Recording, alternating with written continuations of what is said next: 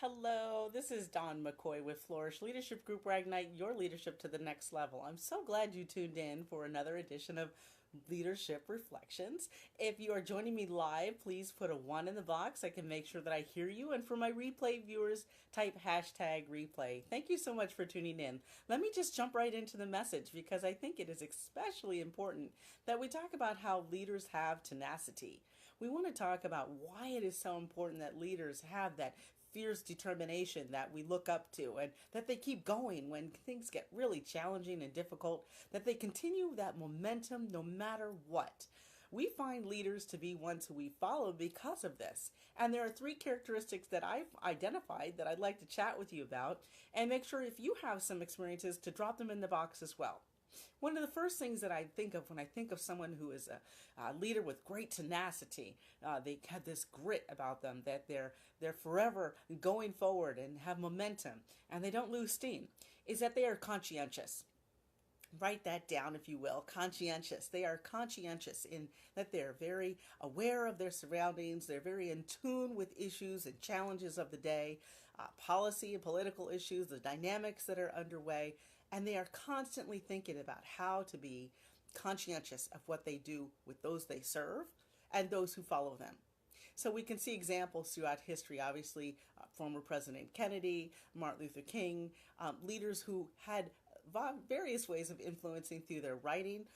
You look at authors and those who had poetic influence, even photography. If you look at Ansel Adams, an artist who had such a following for his artistic capabilities, a movement that was started because of the work that he was doing.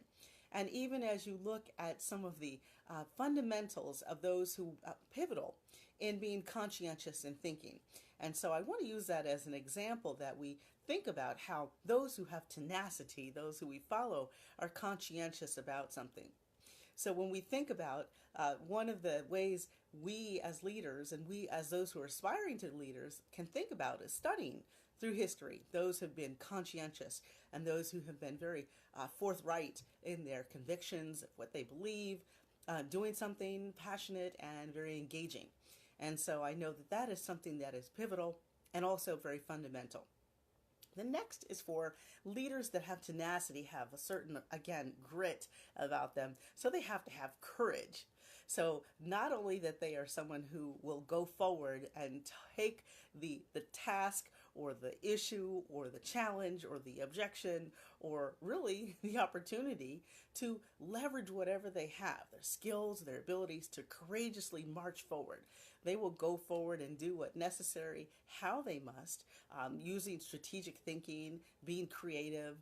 I've talked a little bit about creative leadership in the last few weeks and continue to have some of that momentum talking about that. We'll get to that in just a moment.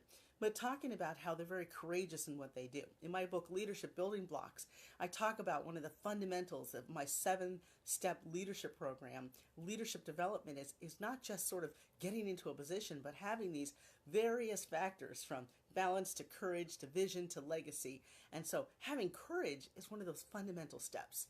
It is absolutely essential for someone who has that tenacity to do the distance, to go the goal, and to continue to be formidable in what they do. I know in my own leadership roles, I've had to courageously take on issues that were not popular, or to be the person who asked the question that no one wants to ask, or to take on the assignment that's not the most well liked. But those are the things that leaders do. And they take on those really pivotal opportunities to be of service to others. And I want us to think in that mindset. It is not someone who is just tackling, but they are in fact someone who is serving. And so if you keep that in mind as you are leading or encouraging those around you who are following you or those who are aspiring to be leaders, it is just that easy. So with that, I wanted to do a quick power pause. Again, this is Dawn McCoy with Flourish Leadership Group, where I ignite your leadership to the next level. You can learn more about me at flourishleadership.com. And every Sunday night at 8 p.m. Eastern, 7 p.m. Central, and 5 p.m. Pacific, I am here for Leadership Reflections here on the Facebook channel, Dawn McCoy Book. So feel free to join me, share out, share, and to bring friends as well. Certainly, what I think as we talk about leadership, this fundamental concept of having not only leaders who are in the field, but leaders who have tenacity. One, I talked about they're conscientious. Two, they're courageous. And three, I kind of gave you a sneak peek on that. That was that they're creative. And creative leadership is about thinking outside of the box, creating new space, creating new opportunities, thinking about how you can be a fundamental leader in what you do, not just in being someone who is out there doing something, but creating opportunities. So, for example, in a piece I just put out about creative leadership, dynamic efforts for the 21st century, 20 ways that you can be a creative leader.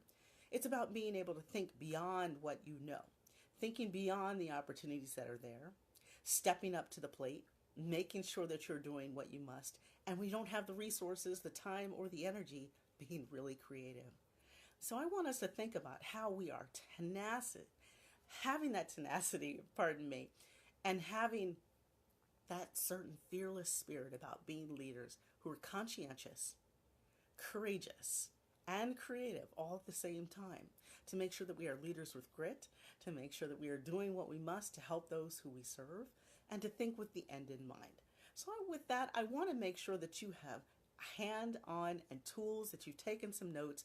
Feel free to drop here in the comment box about experiences that you've had. I certainly would love to hear, and add to this list. Continue to put these concepts together, because it is remarkable to me how we have so many people in leadership positions who may not have ever had an opportunity or access to leadership development in its truest form, helping to refine those skills and abilities. So with that, I will continue to let you have the rest of your time back on this live to share with you briefly about 3 key points.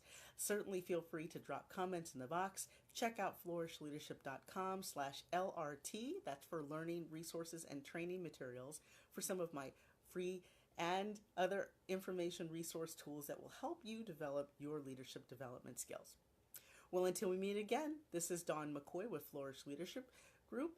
Feel free to join me at 8 p.m. Eastern here, Leadership Reflections every Sunday evening. Until we meet again, be enlightened, be enriched, be empowered.